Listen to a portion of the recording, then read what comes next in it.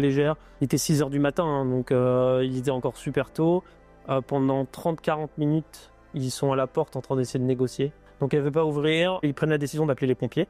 Les pompiers qui se déplacent à leur tour. Et là, on est rendu à quasiment 1 heure où moi je suis assis sur une chaise à attendre de savoir comment ça va se passer. Donc ils explosent la porte, hein, littéralement. Hein. Un pompier qui descend, qui me demande un seau, il est en train de vomir, hein, je pense. Et en fait, à s'accrocher à chaque élément de la maison pour pas venir, etc. Donc ils ont dû forcer. Il y a les policiers qui sont montés aussi pour aider les pompiers. Enfin, ils y sont allés à plusieurs. Ils l'ont traîné dans l'escalier, etc. Jusqu'au moment où ils l'ont mis sur une table et ils l'ont sanglé. Ils sont là où ils l'ont emmené. Sur le moment, ça ne me choque pas parce qu'en fait, je suis dans une phase.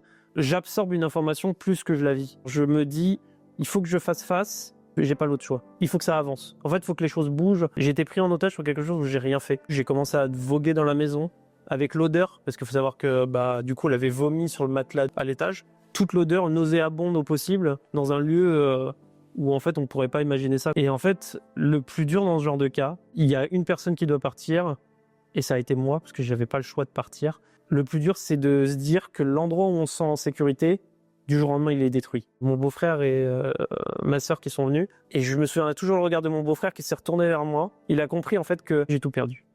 3 jours après, du coup, je pars en hôpital. J'étais en hôpital psy, etc.